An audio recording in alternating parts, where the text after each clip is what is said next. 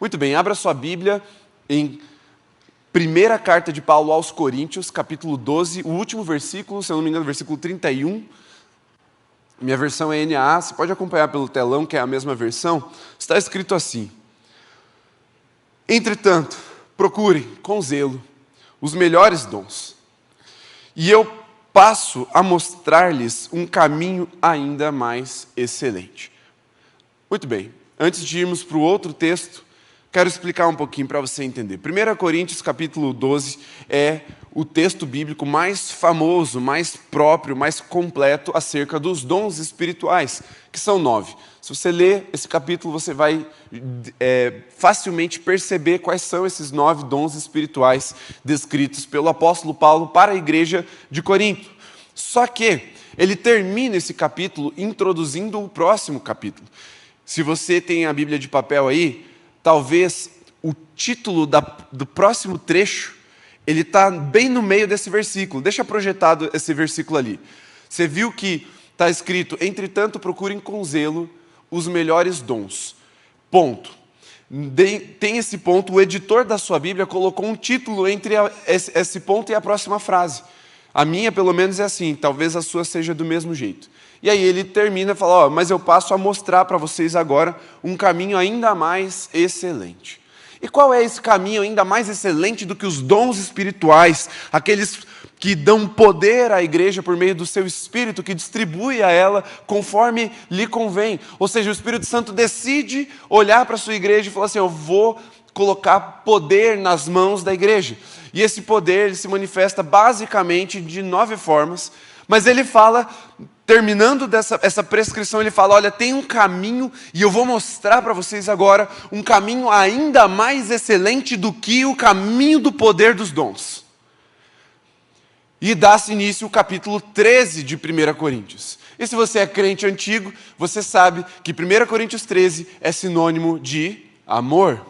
É um texto em que Paulo fala sobre amor. Ele fala: ainda que eu falasse a língua dos anjos, se eu não tivesse amor, de nada ia adiantar. Eu podia fazer isso, eu podia fazer aquilo. Sem amor não dá.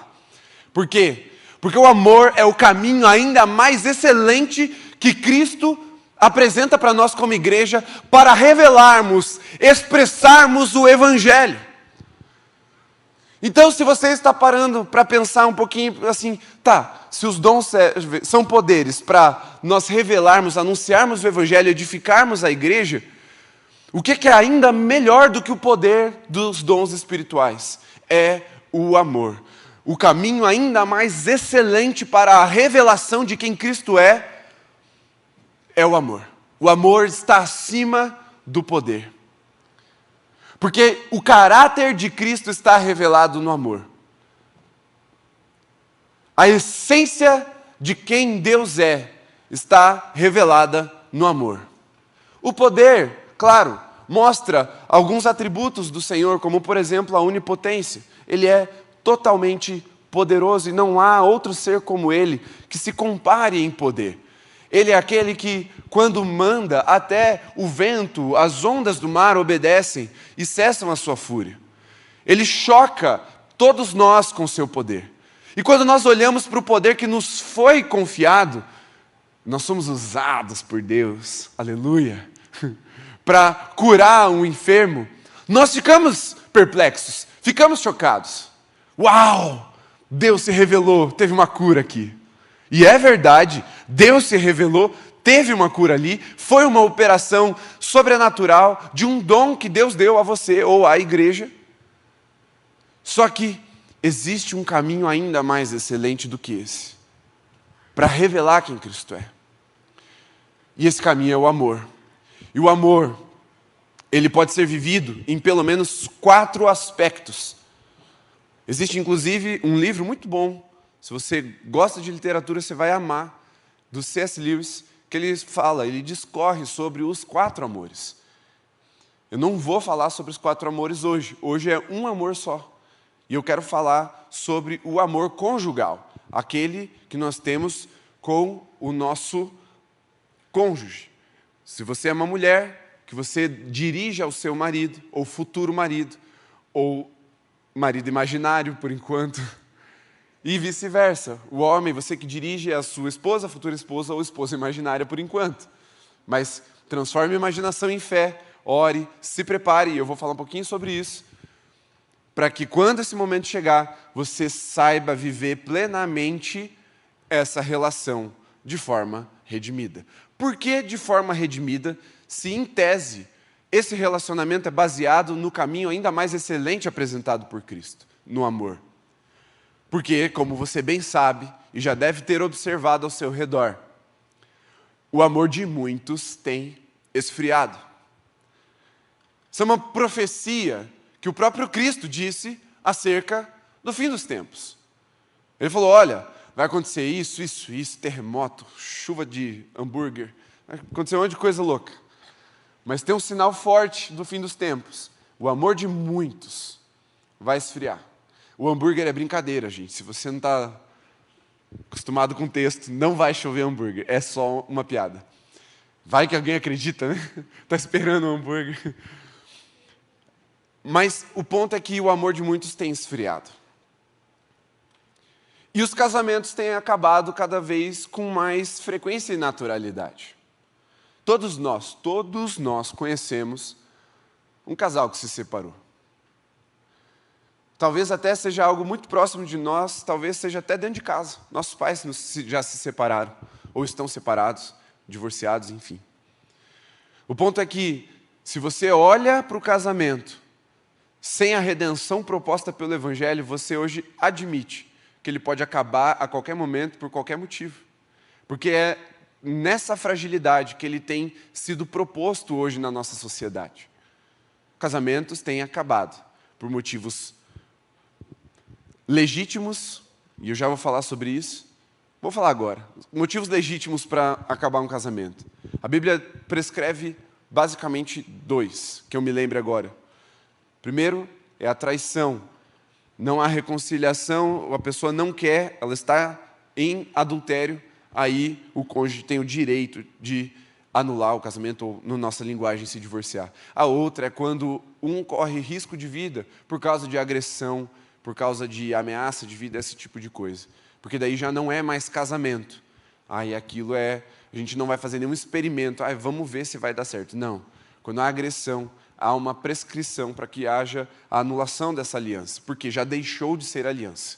Agora, tirando esses motivos legítimos, há também, no meio dos divórcios, muitos motivos ilegítimos. Motivos banais, para usar o termo mais correto. Isso tudo. Por quê? Porque o casamento se tornou descartável por não ser vivido da forma como o Evangelho se propõe que se viva. Assim como a irmandade não é para ser vivida de qualquer jeito, mas há um aspecto bíblico, espiritual, teológico para nós aprendermos e praticarmos na irmandade cristã, da mesma forma há no casamento. E é por isso que os casamentos se desgastam, é por isso que as pessoas ficam ranzinzas. Você já deve ter ouvido alguém ou de alguém acerca de um casal que, quando vai aconselhar quem está solteiro, fala, não se enrosca com casamento, não. Você olha, meu irmão, você está casado, dele foi meu erro. Eu lembro que o meu irmão, quando era recém-casado, ele chegou para mim e falou assim, cara, algumas pessoas na igreja têm chegado para mim e falado assim, aproveita, aliás, não aproveita, perdão, esse primeiro ano deve estar difícil, né? É terrível, o primeiro ano é o pior ano de todos. E ele falou, cara, para mim não está sendo ruim. Eu falei, não, para mim também não foi. E aí eu falei, mas eu também já ouvi isso de várias pessoas, se prepara, porque o primeiro ano é terrível, é muito ruim. E eu já ouvi também de pessoas que já estão casadas há muito tempo, falando assim, nossa, primeiro ano é o melhor, você vai ver quando chegar ao 10º, aí você vai ver o que é ruim de verdade. Frustrações são anunciadas, jogadas para aqueles que ainda não entraram no casamento, ou até aqueles que acabaram de entrar no casamento, como se fosse um determinismo, um fatalismo. Casamentos estão fadados ao fracasso. Isso não é verdade. A palavra de Deus, ela é rica, ela é viva, ela é poderosa e eficaz para agir nos nossos relacionamentos e redimi-los, inclusive nos casamentos. Então, se você não tem esperança de viver um casamento feliz, próspero, alegre, seja porque os seus pais não viveram isso e não te deram exemplo, seja porque você não conhece ninguém que viva o casamento assim, eu posso te dizer que a palavra de Deus nos aponta o caminho para vivermos esse tipo de relação. E se você já tem vivido um casamento infeliz, e eu vou usar termos fortes agora, um casamento desgraçado, um casamento pesado, ruim, como diria minha filha, ruim. Quando o negócio é ruim mesmo, ela fala 2 vezes, é ruim. Essa noite, deixe o Evangelho entrar no seu coração, para não só te salvar do inferno, mas para te redimir nas suas relações e no seu relacionamento conjugal. E se você chegou aqui sem esperança de ter um bom casamento, a tua expectativa acerca do casamento é uma expectativa ruim, deixe o Evangelho te inspirar para que você viva a plenitude daquilo que Cristo conquistou para nós na cruz. Amém? Abra sua Bíblia agora. Efésios, capítulo 5, verso 21.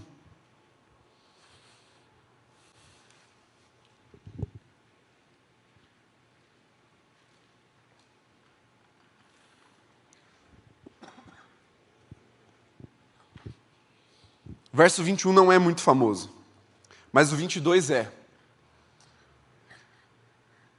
E isso é um problema.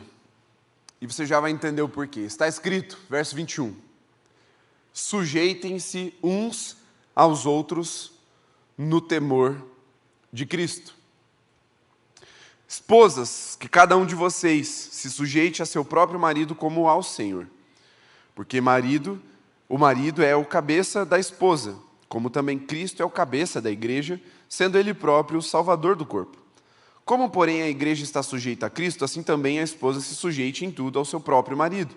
Maridos, que cada um de vocês ame a sua esposa, como também Cristo amou a igreja e se entregou por ela, para que se santificasse, tendo-a purificado por meio da lavagem de água pela palavra, para a apresentar a si mesmo como igreja gloriosa, sem mancha, nem ruga, nem coisa semelhante, porém santa e sem defeito. Assim também o marido deve amar a sua esposa como ama o próprio corpo, porque quem ama a esposa ama a si mesmo.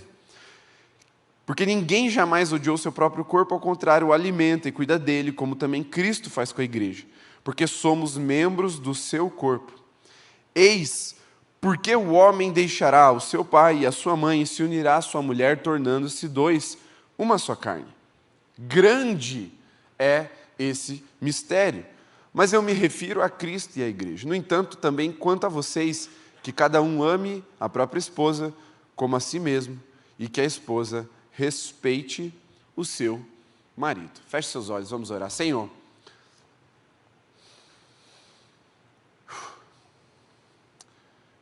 vem com a tua graça sobre nós. Como precisamos da tua graça nessa noite. Como precisamos da tua graça para viver, para nos relacionarmos, para namorar, para casar, para viver um casamento que te agrada. Eu peço que o Senhor traga instrução poderosa nessa noite, mas batiza-nos no teu amor novamente. Queremos andar nesse caminho ainda mais excelente. Sim, que haja poder em nossas mãos, mas que transborde em nosso coração o amor que vem de ti. Em nome de Jesus. Amém. Muito bem. Por que é importante nós fazermos o versículo 21, sujeitem-se uns aos outros no temor de Cristo, tão famoso quanto os textos polêmicos que vêm logo em seguida? Polêmicos não é que eles são ruins ou que são difíceis de entender. Polêmico significa literalmente aquilo que causa uma discussão.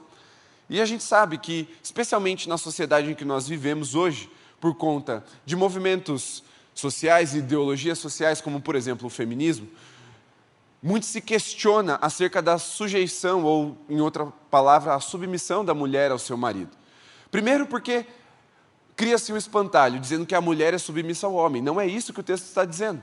O texto está dizendo que a esposa é submissa ao seu marido. Não há uma submissão das mulheres aos homens, de uma forma geral. É a esposa ao seu marido. Então, o primeiro espantalho a gente já rasgou aqui. Porque a Bíblia não é machista. A Bíblia ela estabelece um padrão divino de relacionamento. E não é, a mulher é menos importante ou o homem é mais importante, porque para que nós gerarmos essas concorrências e essas comparações? É bem verdade que se fôssemos comparar, a missão do homem, descrita por Paulo aqui na carta aos Efésios, ela é muito mais crítica do que a da mulher. Se sujeitar ou se submeter, que é estar debaixo da mesma missão que o homem recebeu de Deus, é muito mais simples e menos crítico do que você dar a sua vida pela sua esposa. Você, homem, marido especialmente, já marido, você é responsável por preservar a vida da sua mulher com a sua própria vida, assim como Cristo foi à igreja. Mas o que nós precisamos entender aqui, antes de tudo, são os fundamentos, e o fundamento está no versículo 21. Sujeitem-se uns aos outros, no temor de Cristo. Vamos começar do final. Temor de Cristo. Você já deve ter se feito essa pergunta, ou alguém já deve ter te perguntado, ou você já viu alguém respondendo perguntas como: pode namorar alguém que não é da igreja? Você já deve ter se feito essa pergunta. Será que eu posso? Talvez você já tenha visto, inclusive, testemunhos na internet, aqueles vídeos no YouTube que tem 3 bilhões de visualizações. É só você escrever em caixa alta, testemunho impactante. Não importa o que você vai falar no vídeo, vai ter 3 milhões de cliques. Porque a gente é atraído por esse tipo de conteúdo. E talvez você tenha visto ou ouvido alguém contar um testemunho de que eu comecei a namorar e ele não era de Jesus, e eu fiquei 20 anos orando e aí ele se converteu. E aí hoje, graças a Deus, ele é convertido. Você já deve ter ouvido isso. Ou algumas pessoas falam assim: não, comecei a namorar, cheguei para ele e falei assim: só caso com você se você começar a ir para a igreja. Não, você legitimou totalmente a experiência de conversão do cara, né? Ou da mulher. O que acontece, gente, é o seguinte: a Bíblia ela dá uma instrução, é um tipo de lei já, ou até exatamente uma lei, de que não deve haver julgo desigual. O que é julgo? Julgo é o conjunto de interpretações da lei, ou o conjunto de entendimentos da nossa fé, em outras palavras, de uma doutrina diferente. Se a pessoa não crê em Jesus, se a pessoa ela não crê, por exemplo, que a igreja é o corpo de Cristo, se ela não confessa Jesus como seu Senhor, não se submete a Ele, se ela não crê que Jesus é seu Salvador, isso significa que ela está debaixo de outro jugo que não é o mesmo que o seu. Ela está debaixo de um jugo de condenação, o jugo que leva para o inferno. E você que está em Cristo Jesus está com um jugo leve, um fardo suave, que é o quê? A fé em Cristo Jesus, que nos dá a salvação e a redenção por meio de seu sangue. Então começa por aí. Mas eu não quero chegar para você e falar assim: tem uma lei, então é proibido. Eu quero te dar o fundamento para que você entenda o porquê que não dá. Não dá para você se juntar com quem não confessa Jesus como Senhor e Salvador. Pastor, mas ele tem tudo. Menos Jesus, só falta Jesus. Irmão, então ele não tem nada, absolutamente nada. E talvez ele seja o próprio Satanás na sua vida. E o contrário é verdade, talvez ela seja o próprio Satanás na sua vida, se ela não tem Jesus. Porque o fundamento para um relacionamento é o temor de Cristo. Porque sem o temor de Cristo, a pessoa que você vai se relacionar não vai se sujeitar a você. Porque a sujeição voluntária está debaixo do temor a Cristo.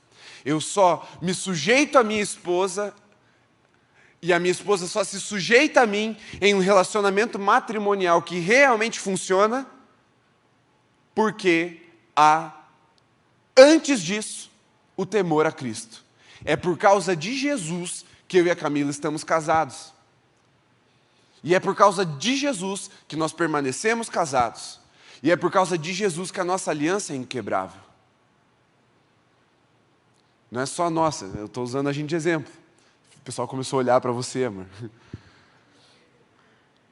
Mas é por causa do temor de Cristo. Esse é o fundamento. Se não há temor de Cristo, não deve haver relacionamento. Por quê? Porque não haverá sujeição voluntária. Então, se o abençoado ou a abençoada é da igreja, mas não teme a Cristo de verdade, essa pessoa também não está habilitada para começar um namoro com você que teme a Cristo. Porque é impossível servir a dois senhores. E quando dois se tornam um senhor vai prevalecer. E via de regra é aquele que oprime e faz sofrer. Haverá esfriamento da fé. Então você precisa ter isso como fundamento. Eu vou mirar naquele que teme a Cristo. Vir na igreja não é suficiente. Eu tenho um amigo, vai ficar só nisso mesmo, para você não ficar olhando para ninguém,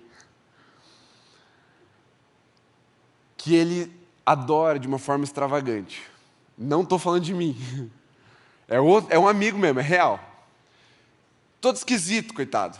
Mas de verdade. O cara de verdade, assim, apaixonado por Jesus. Não tem muitos atributos assim estéticos. Em outras palavras, ele é limitado na sua beleza. Mas ele começou a chamar a atenção de várias meninas quando ele ainda era solteiro. E todas falavam a mesma coisa, ou coisas muito parecidas. Nossa, o jeito que ele adora. Eu falei, você está certa? É por aí mesmo. É por aí que a gente deve procurar. É por quanto aquela pessoa teme a Cristo. É por quanto ela é apaixonada por Jesus. É pelo quanto ela é dedicada na obra do Senhor. É por quanto ela paga seu tempo no secreto. É o quanto ela é dedicada nas Escrituras. Por quê? Porque isso revela o temor. Então sim, você pode, como cristão, como filho de Deus, até abrir mão de alguns atributos estéticos. Ai, não é tão bonito quanto eu sonhei e orei, pastor. Tudo bem, mas se ele teme a Cristo, talvez seja a melhor pessoa para estar ao seu lado. Ah, pastor, mas o cabelo não é da cor que eu gosto de cabelo preto, ela tem cabelo verde. Irmão, primeiro que isso é fácil de resolver, é só pintar. Segundo, olhe para além da estética, seja maduro. Eu fiz uma piada, mas assim, seja maduro. Olhe para aquilo que Cristo está olhando, procure aquilo que Cristo está procurando na sua igreja, nas pessoas que estão na igreja. E é esse temor, essa paixão, esse entusiasmo. Então você que já é casado e já passou há muito tempo da fase de escolher, você que está nos ouvindo de casa, você nem lembra como era antes. Nem sabe mais a sensação de ser solteiro, tantos invernos que você já está ao lado dessa pessoa. Você precisa assumir uma responsabilidade diante de Cristo. Tema ao Senhor, se apaixone por Jesus, porque isso é a melhor coisa que você pode fazer pelo seu casamento. Se o seu casamento está começando a desandar, está esfriando, está apagando, apaixone-se novamente por Jesus. Porque o temor do Senhor é o princípio ou o fundamento para a sujeição voluntária, ou seja, um matrimônio. E aí, claro, desse fundamento nós temos uma orientação: sujeitem-se. Sujeitem-se. Sujeição voluntária por quê? Porque, cara, ninguém está te obrigando a casar. Ninguém está te obrigando a casar. Quer dizer, tomara que ninguém esteja te obrigando a casar. Mas nós estamos em pleno século XXI, isso provavelmente não está acontecendo. Ou não aconteceu com você. Você não é obrigado, nem Deus está te impondo esse casamento. Quem diz, eu nem queria casar com essa pessoa, mas Deus mandou, é mentira. Primeiro, você não tem discernimento, você está colocando na boca do Senhor uma impulsividade que você cometeu. Deus não falou assim, te obrigando a casar. Pode ser que Deus tenha te feito assim para uma pergunta que você fez. Senhor, posso casar? Ele fez assim. É claro. Beleza, vai lá. Agora, não há uma verdade ou uma orientação bíblica dizendo Deus vai te dar exatamente a pessoa e vai te obrigar a casar. Não vai obrigar a casar. Não vai. Se nem Deus te obrigou a casar, não deixe ninguém mais te obrigar a casar. O matrimônio precisa ser uma sujeição voluntária. Por quê? Porque é uma responsabilidade que nós precisamos assumir de fazer aquilo dar certo até que a morte nos separe ou até que Jesus volte para nos buscar. E muitas pessoas falam assim, pastor, eu estou orando para ver se Deus me dá um sinal. Eu falo, irmão, você precisa orar para ser apaixonado por Jesus, para você ter discernimento de quem também é apaixonado por Jesus. E daí você escolhe.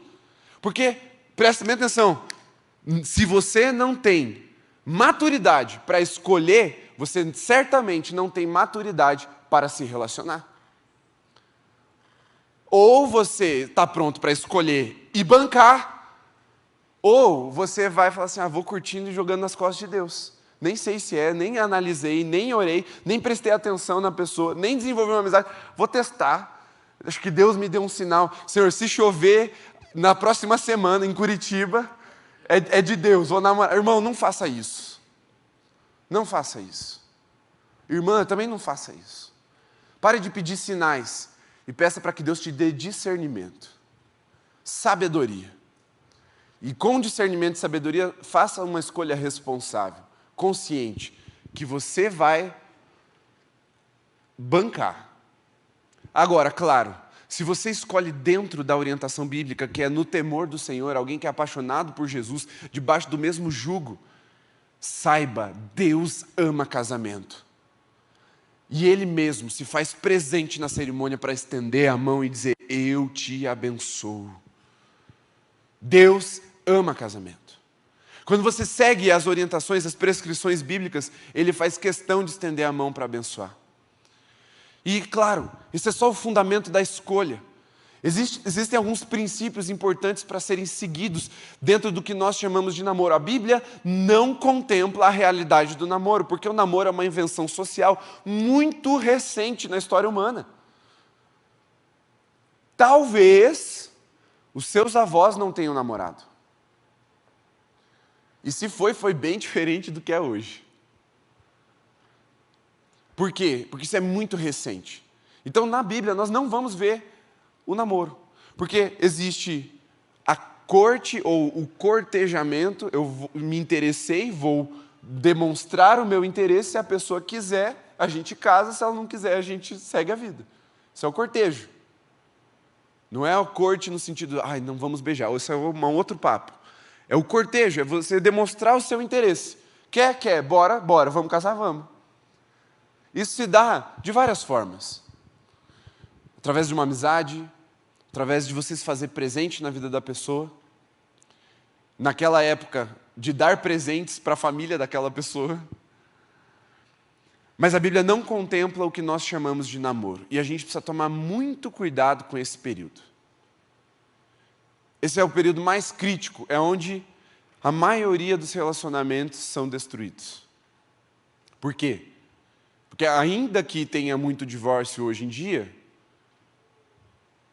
o término de namoro é muito mais recorrente do que o divórcio. Mas por que os namoros terminam? É porque Deus mudou de ideia? Era de Deus. Agora acho que eu não era de Deus. Na verdade, Deus me falou que não era. Não é isso. É porque você não bancou o relacionamento.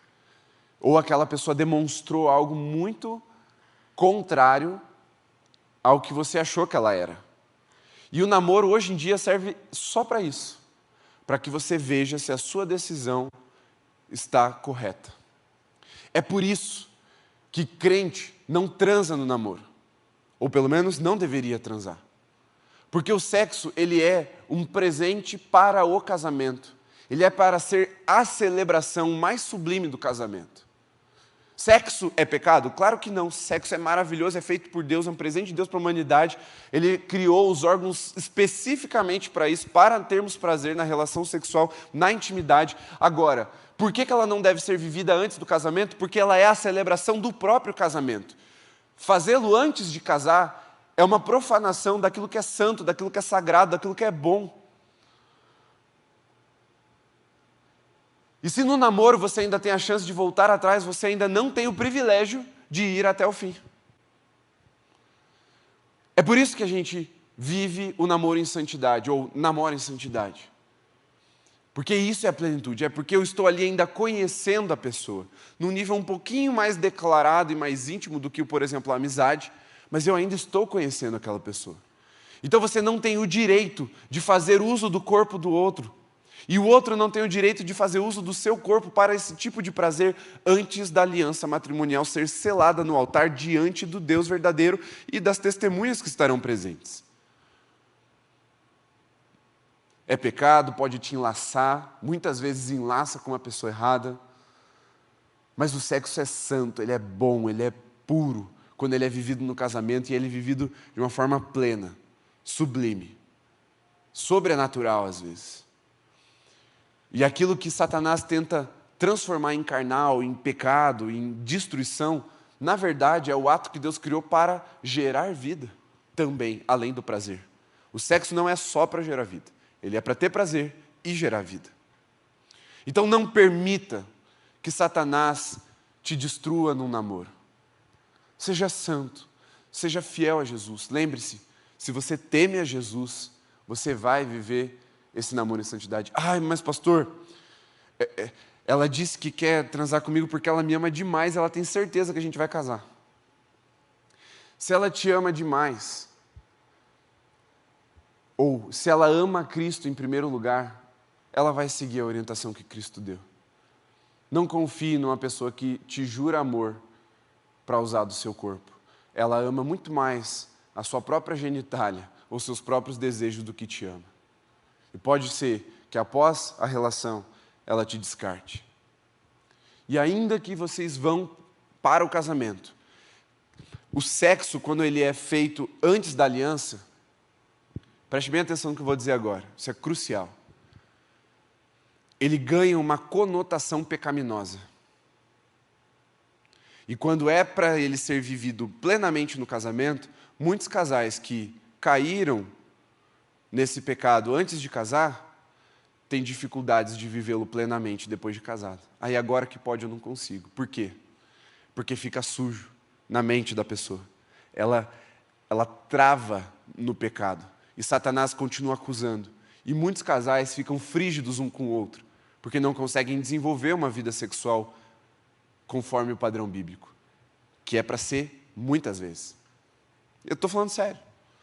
Que é para ser bom, e bom mesmo. Que é para ser alegre, para ser algo descontraído, profundo, algo revigorante. Mas por quê? Porque ainda há o jugo do pecado, daquilo que foi vivido, daquele estigma que foi estabelecido na mente antes da aliança, ficou. E aí muitos casais precisam ser tratados depois de casados, porque não conseguem desenvolver uma vida sexual ativa, uma vida sexual gratificante, recompensadora para os dois lados. Então preserve o seu casamento sendo santo até o dia do altar. Sabe por quê? Porque no dia do altar, o que antes era tentação e pecado passa a ser glória e aleluia, irmão. O pastor falou, declara marido e mulher, irmão, vira a chave e celebra. Porque é santidade. Antes de casar, fazer sexo pode ser pecado. É pecado. Mas quando você casa, fazer sexo é santidade. Não fazer passa a ser pecado. E a Bíblia diz isso. Eu não estou inventando. Então preserve o seu namoro em santidade. Leve ao altar do Senhor santidade para apresentar diante dele. E certamente, se você escolher alguém no temor do Senhor, para se sujeitar a você e você sujeitar ela numa voluntariedade matrimonial, em santidade, saiba, Deus vai estender a mão para abençoar. E aí não importa se você tem... eu sonhei com uma pessoa assim, e ela é igualzinha a pessoa... Não importa se você nunca sonhou na vida. Se você seguiu a prescrição bíblica, a orientação do coração de Deus, Ele vai estender a mão para abençoar. Amém? Vocês creem nisso? Amém. E quando nós estabelecemos o relacionamento, estamos no matrimônio. Deixa eu ver quanto tempo eu tenho. Não muito. Quando nós estamos no matrimônio, qual é o ápice de um casamento? Qual é o máximo, o suprassumo da redenção matrimonial? Lembra que nós falamos da Irmandade Cristã semana passada? É quando você chega aqui, ou chega entre os seus irmãos, ou chega na célula e fala, é bom estar aqui. Tá, qual é o suprassumo, o ápice da redenção de um matrimônio? Está escrito, grande é esse mistério, mas não é sobre vocês. É sobre Cristo e a igreja.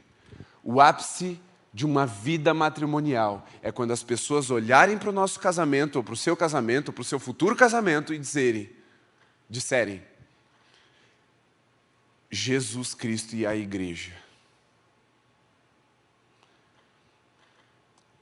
Talvez não conscientemente, não exatamente com essas palavras, mas que no matrimônio eles vejam o amor de se sujeitar um ao outro no temor de Cristo. E Cristo e a igreja estejam revelados a essas pessoas. É quando uma pessoa olha para o seu matrimônio e ela tem esperança novamente. É quando uma pessoa que é marcada por uma vida de pecado, de desgraças, de maldições, e ela olha para o seu casamento e fala: eu preciso desse amor. Esse é o ápice da redenção de um casamento. É quando Cristo é revelado através dessa relação. E aí a pessoa fala: meu Deus, mas como que vocês não brigam? Não é que a gente não briga, é que a gente se perdoa. Ah, mas como que vocês se amam tanto? É porque eu me sujeito a ele ou a ela em amor, no temor de Cristo. É voluntário. Ah, mas ela merece tudo isso? A maioria das vezes não. A maioria das vezes eu não mereço o que a Camila faz por mim. Mas por que ela continua fazendo? Porque ela ama Jesus. E Jesus merece. Essa é a graça sobre os relacionamentos matrimoniais redimidos. Eu não preciso que a outra pessoa mereça para eu continuar me sujeitando voluntariamente com amor no temor de Cristo. Porque eu temo a Cristo e eu faço para agradá-lo. E Ele é revelado nesse relacionamento. Sabe qual é a pessoa que mais vai conhecer Jesus através da sua vida, se você viver um matrimônio redimido? O seu cônjuge. Eu brinco que a Camila é a pessoa que me faz mais parecido com Jesus, que eu tenho que perdoar.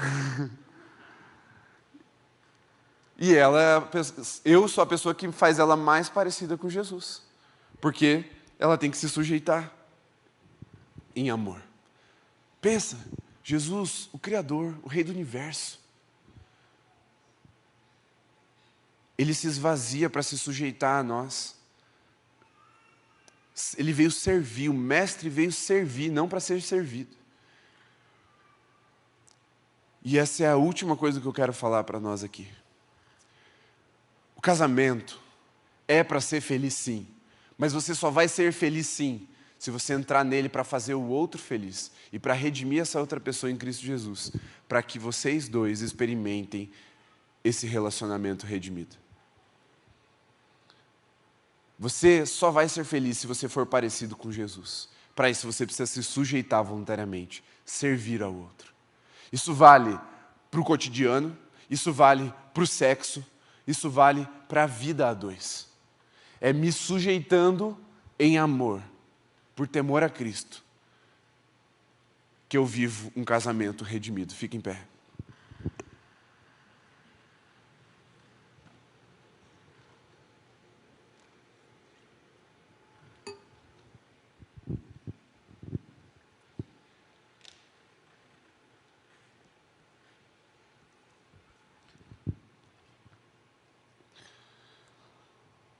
Sabe por quê? Que ainda existe muita acusação contra esse texto de Efésios? É porque o marido, muitas vezes, cobra submissão da sua esposa, sem antes ser para ela como Cristo foi para a igreja. E aí fica disfuncional. Aí, submissão, na verdade, fica opressão. O que deveria ser feito com amor é feito com autoritarismo. É por isso que você não pode se juntar com quem não ama Cristo em primeiro lugar. Porque quem não conhece a Cristo não pode temê-lo. E quem não teme a Cristo não pode ser para você como Cristo é. Entendam, mulheres. Ou essa pessoa ama Cristo, ou você nunca vai viver isso. Porque é impossível que Ele seja para você como Cristo é para a igreja, sem antes Ele conhecer e amar esse Cristo. Mas também, homens, não existe segredo. Não é personalidade, não é uma questão de personalidade se submeter. É uma decisão consciente de adoração ao Senhor. Submetam-se aos seus maridos como ao Senhor. Se ela não ama ao Senhor, se ela não se submete ao Senhor, você acha mesmo que ela vai se submeter a você, pobre coitado? Não vai. Por isso, se nós queremos viver relacionamentos, casamentos redimidos, nós precisamos nos apaixonar novamente por Jesus. Não tem outro segredo. Eu posso te dar ferramentas? Posso. Rolo de casais, UDF, congresso de famílias, normalmente é cheio dessas ferramentas que são maravilhosas. Dons são ferramentas. E Jesus, através de Paulo, anunciou que tem um caminho ainda mais excelente. Ferramenta é bom? É bom. Mas antes você precisa ter a visão do que vai ser construído. Eu tenho assistido, eu não sei com quem que eu falei, acho que foi com o Mateus, o Endo, que eu tenho assistido às vezes no YouTube, para relaxar, um cara que constrói casas assim, sozinho. Ele chega no negócio e fala assim, vou construir aqui. Você fala, mano, é um barranco. E ele começa a fazer um buraco. Você fala, irmão, era uma casa, não um poço. E aí você vê, ele vai indo para umas direções que você, a princípio, não entende por que ele está fazendo. Aí depois as coisas começam a se encaixar e fazer sentido. Você fala, quem tem a visão sabe usar as ferramentas. Mas, irmão, se você botar qualquer um de nós, ou quase qualquer um de nós, no mesmo lugar, com as mesmas ferramentas, com o mesmo material, não vai sair a casa que aquele cara constrói. Por quê? Porque nós não temos a visão de uma casa. Nós não entendemos o processo do fundamento até a última peça ser colocada. Mas nós não podemos negligenciar o conhecimento da palavra de Deus acerca de algo tão importante. E não é importante para eu ser feliz só. É importante para você ser feliz também, mas não é só. Irmão, a gente tem uma comissão. Revelar Cristo às nações. Não tem nada mais sublime do que um casamento redimido para revelar Cristo. Grande é esse mistério, mas já foi revelado. Não é sobre nós, é sobre Cristo e a igreja, plenamente revelados no nosso casamento.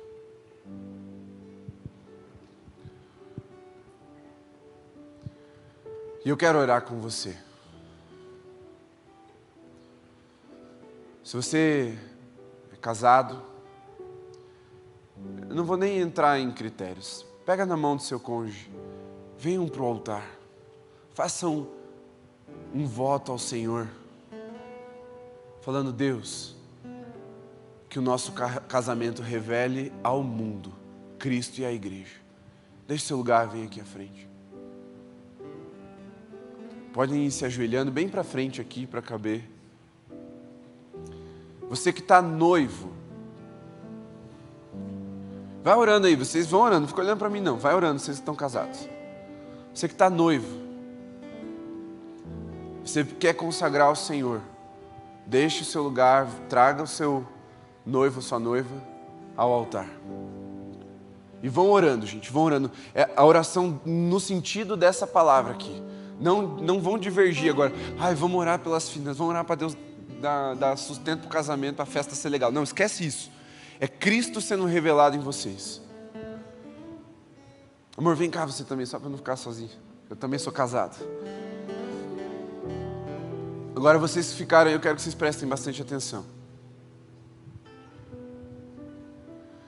Se você está namorando ou está solteiro, mas tem vivido uma vida de pecado na área sexual, a palavra de Deus não é para te trazer acusação, e sim libertação. Eu costumo dizer que eu não gosto de aposentar Satanás, fazer o trabalho dele para ele, que é ser acusador. Irmão, eu não quero te acusar. Jesus não tem interesse em te acusar, mas Ele tem interesse em te libertar e te redimir. Isso é algo sério, porque você pode falar, não, mas eu vou casar com ela, vou casar com ele. Pode até ser que casem mesmo, mas talvez vocês levem para o casamento de vocês marcas do pecado que vão levar a maldição para dentro dessa aliança. Então, se você já viveu, vive, não precisa sair do seu lugar, fica aí, eu não quero te expor. Você tem ideia de como eu não tenho intenção nenhuma de te acusar e nem que ninguém te acuse. Não precisa se expor agora. Eu quero só que você peça perdão ao Senhor. Fala, Senhor, perdão por profanar aquilo que é santo, bom, aquilo que deveria ser vivido no casamento. Peça perdão ao Senhor.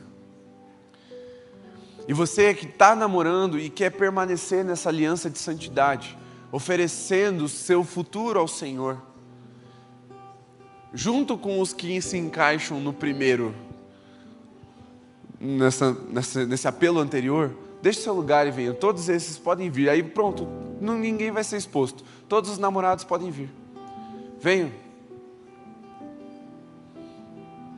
Se está aqui em cima, sobe. Pode subir, não tem problema. Cadê a Bia do Davi? A Bruna do Dani. Sobe lá, vai lá na bateria, Bruna.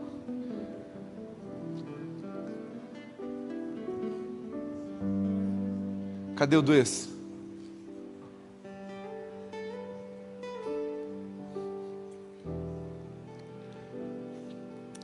E você que está solteiro, eu vou te convidar a clamar agora. Levanta as suas duas mãos. Levanta as mãos, irmão, irmã. Por favor. Tá rindo, né? Ô, glória. Agora é sua hora. Hoje eu se consagro. Isso aí, levanta as mãos. Levanta as mãos bem alto, de verdade. Faça isso sem constrangimento. Feche seus olhos.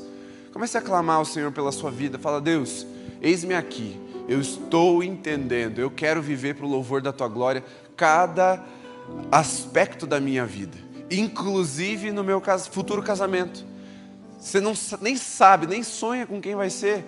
Começa a orar, Senhor, que seja uma mulher segundo o seu coração, que seja um homem que te ama, é apaixonado por ti. Senhor, que seja um adorador fervoroso, que seja uma adoradora apaixonada. Fala aí, fala isso que a gente pregou agora nessa noite. Sabe, aquelas orações imaturas de, ai, a cor do cabelo, ai, a cor do olho. Irmão, eu conheço algumas pessoas que viveram essa experiência e Deus respondeu no detalhe, mas esqueceram de orar por essa paixão e hoje sofrem com a pessoa dos sonhos ao lado. Não faça isso. Ore com maturidade agora. Você já passou por um casamento, você já está ou é viúvo ou é divorciado.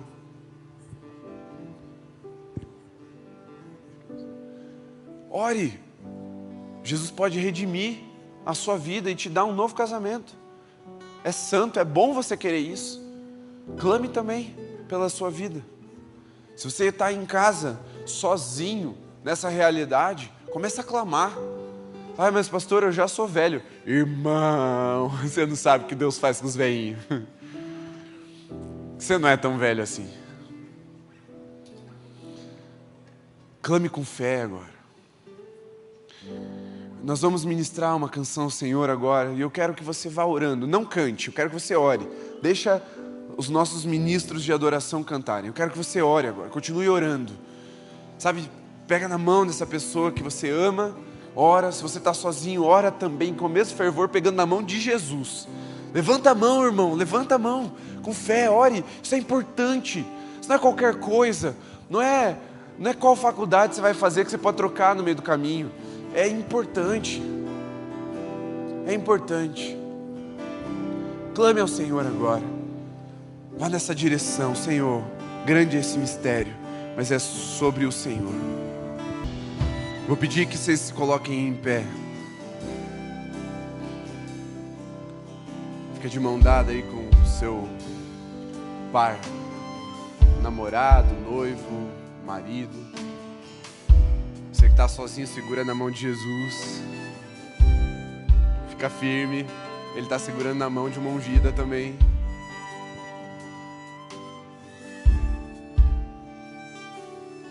Cristo é aquele que redime. Ele pega relacionamentos quebrados, falidos, frustrados e transforma. Tanto quanto Ele pega pessoas quebradas, falidas, frustradas, pecadores e redime, transforma. Você não precisa viver sob o jugo da acusação. e nem sob um jugo de um relacionamento amargo, desgostoso. Não. Deus tem abundância. Jesus tem abundância para nós. Ele olhou nos olhos de uma prostituta e a redimiu. Ele olhou nos olhos de uma mulher adúltera e a redimiu. Ele olhou nos olhos da mulher samaritana, que já estava no 5º marido, o sexto homem que ela estava, era 5 maridos, já era o 6º homem, e redimiu ela. Jesus redime. Se você está acusado, não é Cristo o acusador.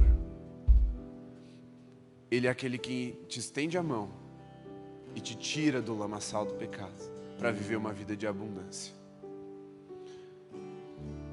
Nós vamos cantar essa canção agora. Você vai cantar junto. Clame pela bênção do Senhor através dessa canção, porque é do interesse do Pai que o Filho e a noiva sejam revelados nas nossas vidas. Amém? Amém. Cantemos. Senhor, nós te agradecemos pela Tua presença, pela Tua graça, pelo Teu amor, que nos habilita, que nos instrui, que nos ensina, Senhor. Que privilégio é poder firmar e estabelecer uma casa na rocha que é o Senhor. Nós clamamos pelo temor do Senhor enraizado nos nossos corações, sabendo que todas as nossas relações, toda a nossa vida será impactada, será alcançada, será resultado desse temor ao Senhor. Eu te louvo por cada uma das famílias, dos casais presentes no nosso ministério. Te louvo pelos casais que estão sendo construídos, gerados aqui. E nós abençoamos essas famílias, declarando que serão famílias fortes, firmadas no Senhor. Famílias que estão guiadas pela Tua presença, abençoadas pela presença do Senhor.